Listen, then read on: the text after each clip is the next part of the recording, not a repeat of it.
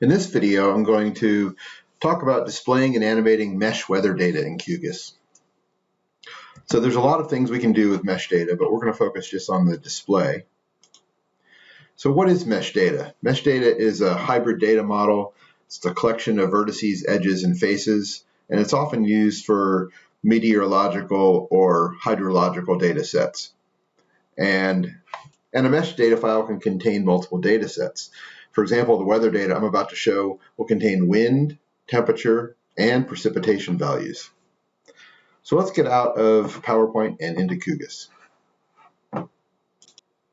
So I'm going to start from the browser panel. I'm going to add the December Canaan GRIB file by right-clicking on it and add layer to project.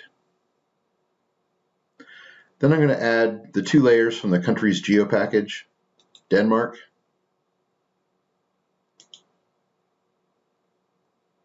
and countries.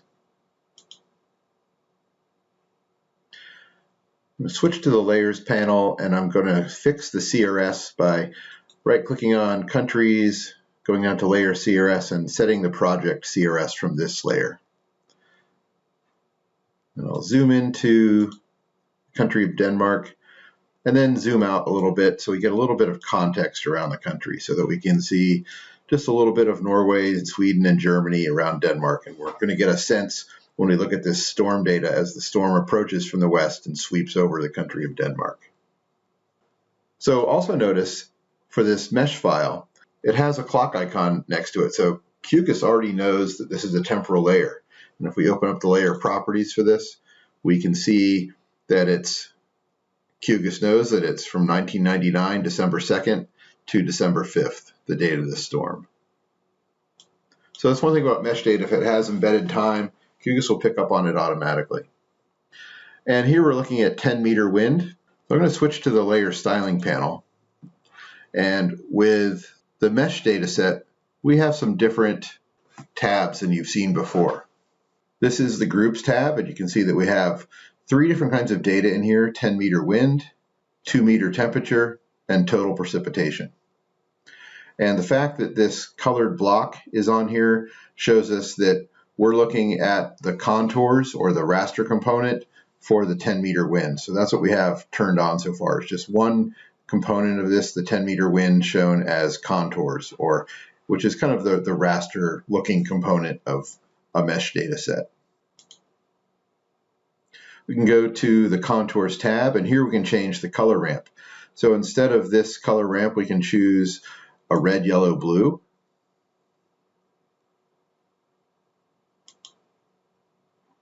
And I'm going to invert this so that the highest wind speeds become red and the lowest wind speeds become blue. And so here we're still kind of at the beginning before the storm is hit, and we're not really seeing anything unexpected. I can also adjust the min and max to stretch the data and show the higher winds a little bit more. So for example, I could set this to an even 20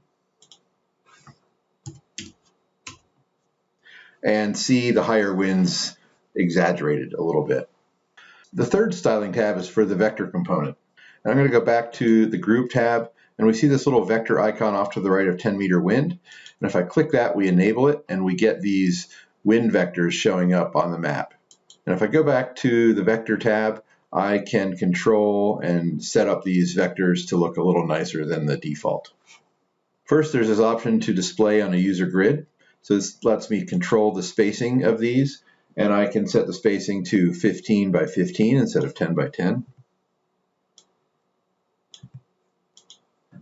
Next, under arrow length, instead of defined by min and max, I can set that to scaled to magnitude and set the factor to 2 so that the size of the arrow will represent the speed of the wind. And the last thing I'll do is change the color of the vectors. So I'm going to choose an RGB value here of 31, 120, 180. Kind of a dark blue. And this will make the vectors blend into the map a little bit more. And we have more than one option for showing these vectors. This is the default, the arrows, but if I choose traces, we'll kind of get a more modern streaming effect of wind sweeping across Denmark. So now that we've set up the basic symbology, we can turn on the temporal controller. So I'll turn on the temporal controller panel and click the fixed range temporal navigation, and we can see the date range, and I'll then go to the third button so we get the time controls. And if I just start scrubbing forward, we can see when the storm starts to approach from the west.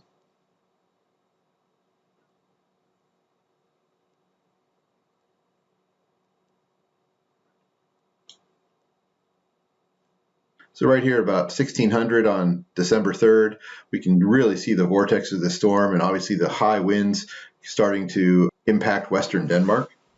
And we get a dramatic visual of this storm about to make landfall. Just like we could with the buildings data, we can save these individual frames out to create a temporal animation. And with mesh data, we can do some other things as well. We can have different symbology options. So this is one way to show this mesh data where we're showing the vectors and the contours against some national boundaries. But we could also choose to turn off the contours and just have the vectors, and we could make them white, and then bring in a base map such as Google satellite imagery.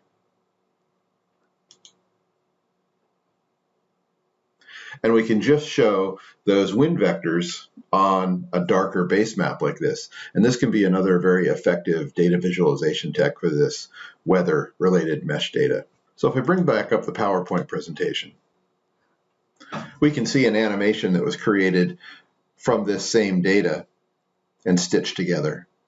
So this is using some of the same decorations that I showed with the temporal controller section, where we have a title and a date that was set up as a point layer.